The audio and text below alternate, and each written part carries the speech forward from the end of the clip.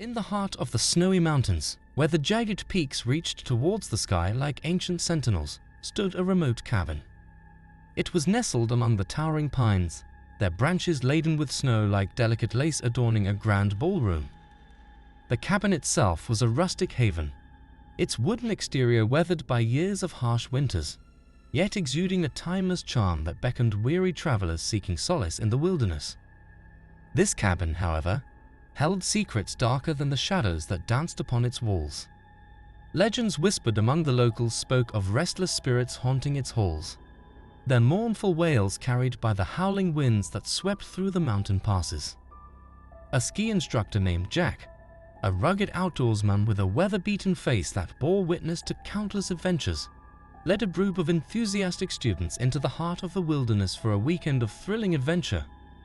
They arrived at the cabin with high spirits, their faces flushed with anticipation as they gazed upon the majestic landscape that stretched out before them like a canvas painted with the hues of winter. The first day on the slopes was filled with laughter and excitement as they glided down the powdery snow, leaving behind trails of joy and adrenaline. The air was crisp and invigorating, carrying with it the promise of endless possibilities and unforgettable memories. But as the sun dipped below the horizon and darkness cloaked the mountains in its inky embrace, a sense of unease began to settle over the group like a heavy shroud. Inside the cabin, they discovered a collection of old newspapers and books, their yellowed pages adorned with faded ink that spoke of a bygone era. The musty scent of aging paper hung in the air, mingling with the faint aroma of pine that permeated the walls. Each article and story held within those weathered pages seemed to whisper tales of forgotten tragedies and unspeakable horrors, adding to the eerie atmosphere that enveloped the cabin like a spectral cloak. The radio, their only source of outside communication, emitted nothing but static, its crackling voice echoing through the empty corridors like a ghostly lament. Each attempt to tune into a frequency was met with the same haunting refrain, leaving the group feeling isolated and vulnerable in the vast expanse of the wilderness. As night fell like a heavy cloak over the isolated cabin, whispers echoed through the narrow corridors, bouncing off the weathered walls with an otherworldly resonance.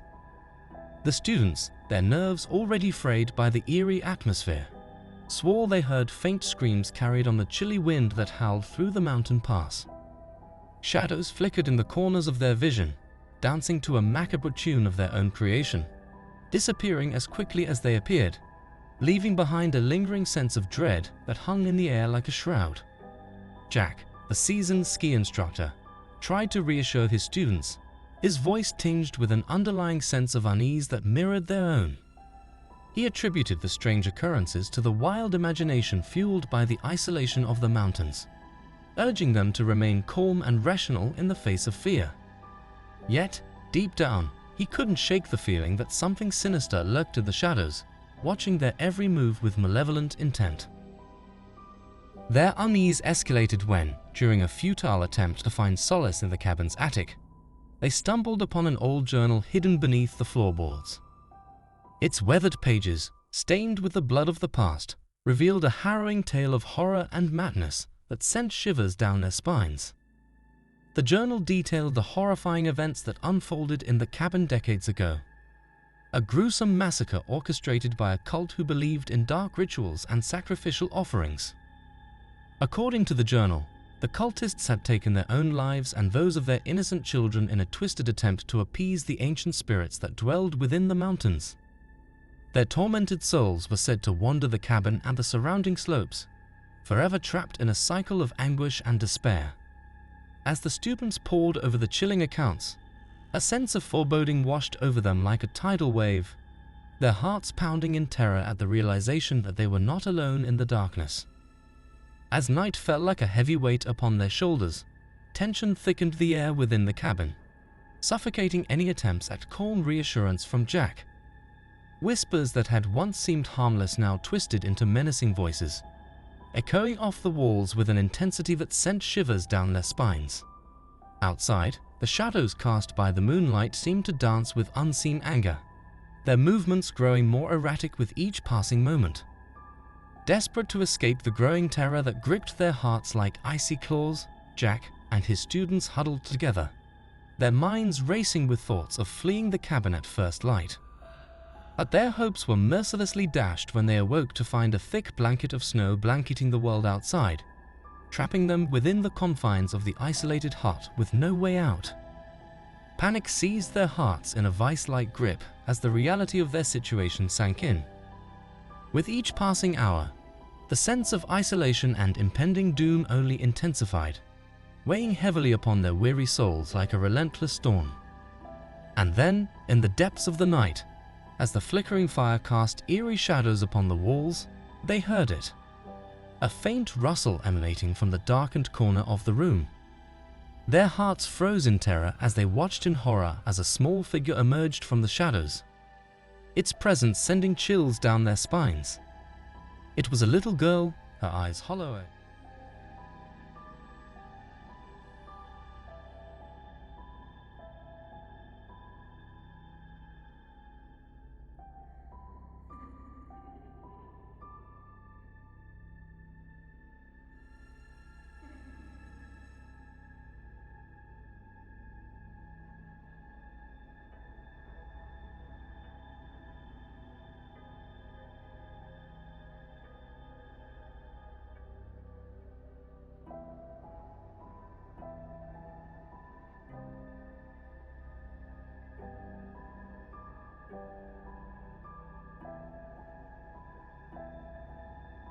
In the heart of the Alaskan wilderness, nestled amidst towering pines and blanketed in an eternal shroud of snow, lay a small town shrouded in darkness.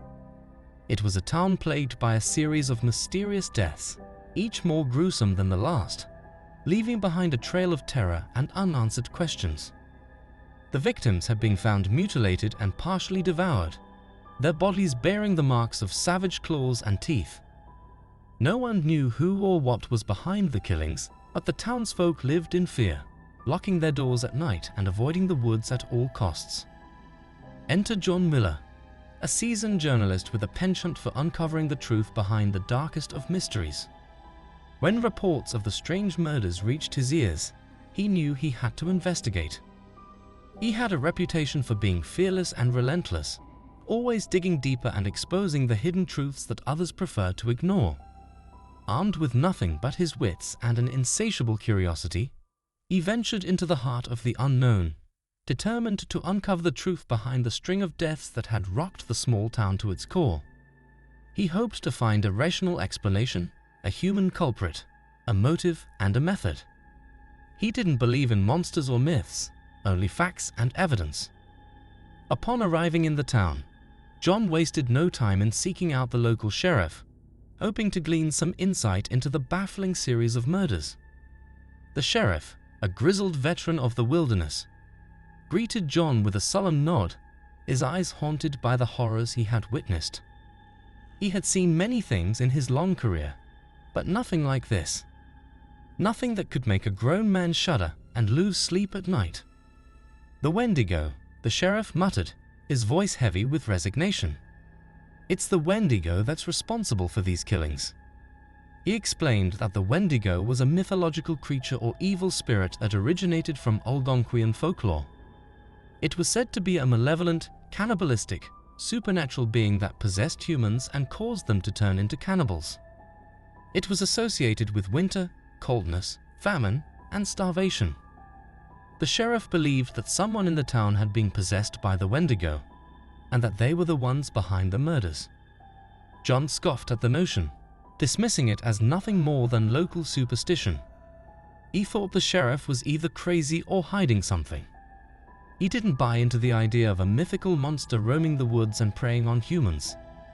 He was sure there was a more logical and realistic explanation, and he was determined to find it. But as he delved deeper into the investigation, he couldn't shake the feeling that there was more to the story than met the eye. The town's eerie silence, broken only by the howling of distant wolves and the creaking of ancient trees, seemed to whisper of dark secrets lurking just beyond the veil of reality. Secrets that John would soon wish he had never uncovered. Determined to uncover the truth, John decided to start by interviewing the neighbors of one of the victims, hoping to glean some insight into the events leading up to the murder. Little did he know that this decision would lead him down a path fraught with danger and darkness. He had no idea that he was about to come face to face with the killer, and that his life would soon be in peril. As he interviewed the neighbors, John learned of a close friendship between the victim, Steve, and his neighbor, Jack. They had been friends since childhood and had grown up together in the small town. They had shared many hobbies and interests and had often gone hunting and fishing in the nearby woods. John sensed an opportunity to uncover valuable information, and he approached Jack, hoping to learn more about the events leading up to Steve's untimely demise. He hoped that Jack would be able to shed some light on the motive and the method of the killer, and perhaps reveal some clues that the police had overlooked. To his surprise, Jack welcomed him with open arms, inviting him into his home with a warm smile. He seemed genuinely happy to see John and eager to talk to him. He offered him a cup of tea and a slice of cake and led him to his cozy living room, where a fire was crackling in the fireplace. As they sat in Jack's comfortable couch, sipping tea and exchanging stories, John couldn't shake the feeling that something was amiss.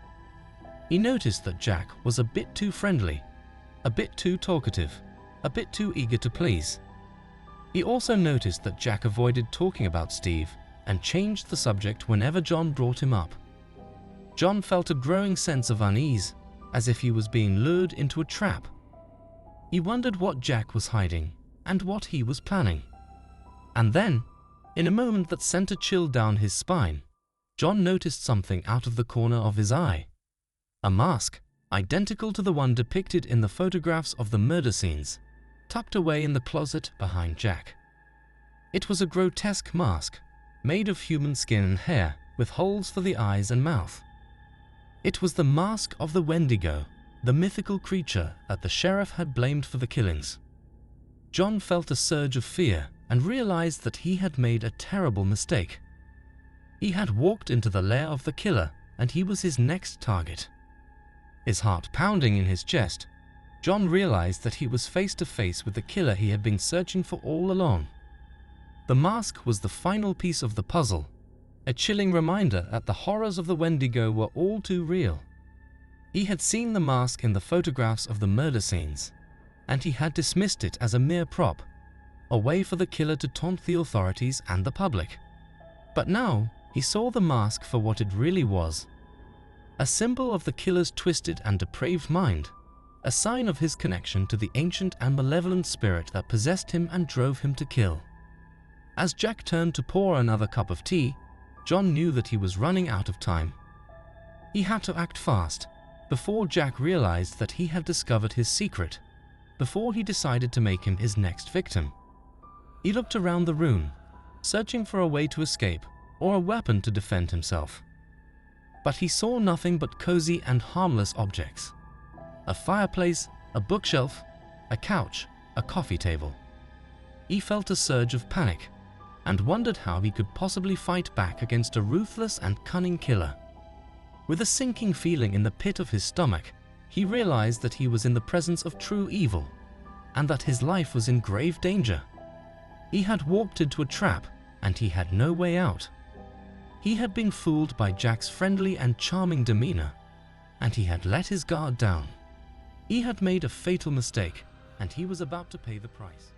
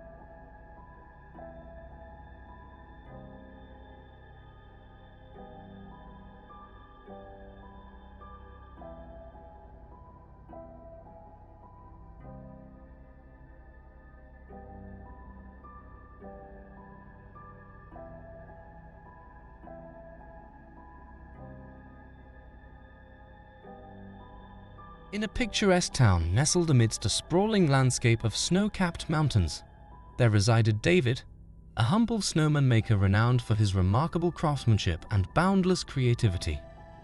With a twinkle in his eye and a heart full of passion, David dedicated himself to his craft, turning ordinary mounds of snow into enchanting works of art that delighted all who beheld them. As the winter months descended upon the town, David's workshop became a hub of activity, bustling with eager customers seeking the perfect snowman to adorn their yards and gardens. With each sculpted figure, David poured his heart and soul into his creations, infusing them with personality and charm that captivated the imagination. One frosty morning, amidst the tranquil serenity of freshly fallen snow, David received an unexpected call from a mysterious customer. The caller, his voice shrouded in secrecy, requested a custom-made snowman for his backyard, promising a generous sum in return for David's services. Intrigued by the enigmatic request, David hesitated for a moment before accepting the offer, eager to showcase his skills and bring joy to yet another customer. As David made his way through the snow-covered streets to the address provided, he couldn't shake the sense of anticipation that tingled in the air. The prospect of crafting a unique snowman filled him with excitement, and he couldn't wait to see the customer's reaction to his creation. Arriving at the designated location, David was greeted by a sight that took his breath away. A grand and imposing mansion that stood as a beacon amidst the wintry landscape. With a mixture of awe and trepidation, David approached the ornate front door, his heart pounding with a blend of excitement and apprehension. To his surprise, the door swung open to reveal a friendly man with a warm smile, the very embodiment of hospitality. Introducing himself as Mr. Blackwood, the man welcomed David inside with open arms, inviting him to explore the splendor of his home while they discussed the details of the snowman. Intrigued by Mr. Blackwood's affable demeanor and the allure of his opulent abode, David followed him through the grand foyer, marveling at the exquisite decor and lavish furnishings that adorned every corner. With each step, David couldn't help but feel a sense of unease prickling at the back of his mind, a nagging suspicion that there was more to Mr. Blackwood that met the eye. Nevertheless, David pushed aside his misgivings and focused on the task at hand, eager to bring Mr. Blackwood's vision to life. With meticulous attention to detail, David listened intently as Mr. Blackwood outlined his specifications for the snowman, his enthusiasm for the project palpable in every word. With the details finalized, Mr. Blackwood led David to the backyard, promising a surprise that awaited him. As they stepped outside into the crisp winter air, David's senses were assailed by the sight of a sprawling garden blanketed in pristine snow, a perfect canvas for his artistic endeavors. But as David's gaze swept over the landscape, a chill ran down his spine as he beheld a chilling sight. A row of snowmen standing sentinel in the yard, their frozen faces etched with an eerie semblance of life. Dread gnawed at David's insides as he realized that something was amiss, a sinking feeling that grew stronger with each passing moment. Turning to Mr. Blackwood for an explanation, David's heart skipped a beat as he saw the glint of malice in the man's eyes, a sinister gleam that sent shivers down his spine. Before he could react, Mr. Blackwood's voice cut through the silence like a knife, his words dripping with venomous intent. "Surprise!" Mr. Blackwood whispered, his smile twisted into a sinister grin. "You're the next snowman." With a wave of his hand, Mr. Blackwood locked the gate behind them, sealing David's fate in a nightmare of ice and snow. Panic surged through David's veins as he realized the horrifying truth. He was trapped in a deadly game orchestrated by a madman, his life hanging in the balance amidst the frozen statues that surrounded him.